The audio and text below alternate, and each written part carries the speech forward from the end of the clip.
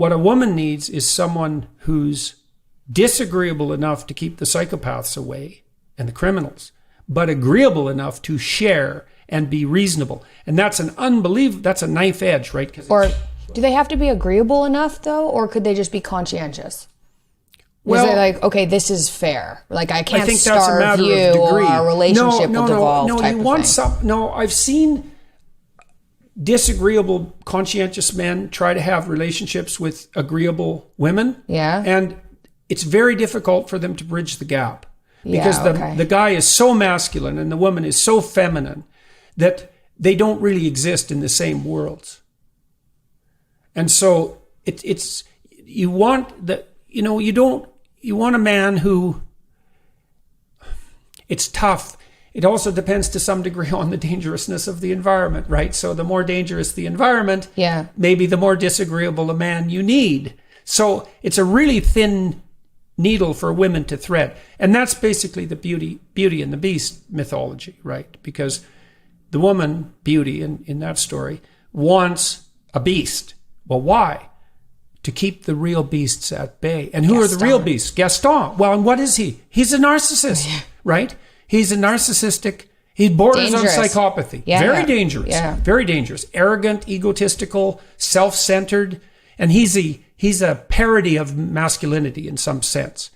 And so Beauty wants the beast because he's a beast and he can keep Gaston at bay. But he's tameable. And her job, and this is, I think, part of the central female myth of adaptation, like the hero myth is for men. The hero myth is also relevant for women, but it's an admixture for women because they have the Beauty and the Beast thing that has to be done, which I think is primary. But the hero myth, which is go confront that which frightens you and stands in your way and thereby prevail. That's sort of like Mary with her foot on the serpent, right? That's very much like St. George and the Dragon. So there's that element of predator defense that's definitely part of women's makeup and the desire to explore and intellectually and the desire and the ethos of courage and voluntary exposure. That's all relevant. That's partly why Christ in Christianity is regarded as a universal savior. He's an archetypal hero. So he's sort of like St. George and the Dragon magnified up into a whole nother dimension of significance. But he's regarded as a figure that's redemptive, both for men and women. But then you have the figure of Mary. It's like, well, is Christ redemptive or is Mary? And the answer for women is, well, for the answer for both sexes is both. But Christ is regarded still as primary for both sexes, which is quite interesting.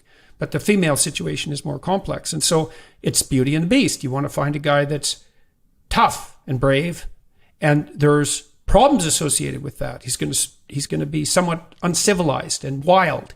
And then you bring him into a relationship and tame him. And like this is the Google engineers who make great social scientists when they're sort of let loose on the data, did a wonderful analysis in a book called A Billion Wicked Thoughts, where they looked at female pornographic fantasies. And so men look at pornography and women read pornography. And so, which is quite interesting.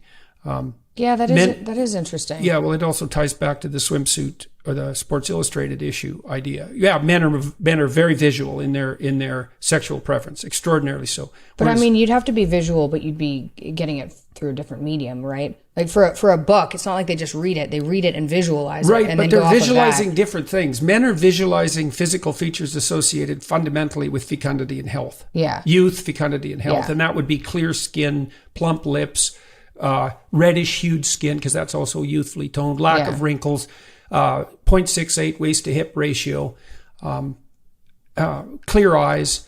There's a variety of other cardinal attributes. Symmetry is an interesting one. I read that butterflies can detect departures from symmetry of 1 part in a million in potential mates. Butterflies.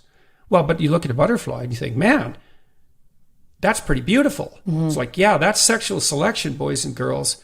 Pretty good for the butterflies. They have that level of aesthetic capability. That's crazy, and they're insects, right? 1 part in a million.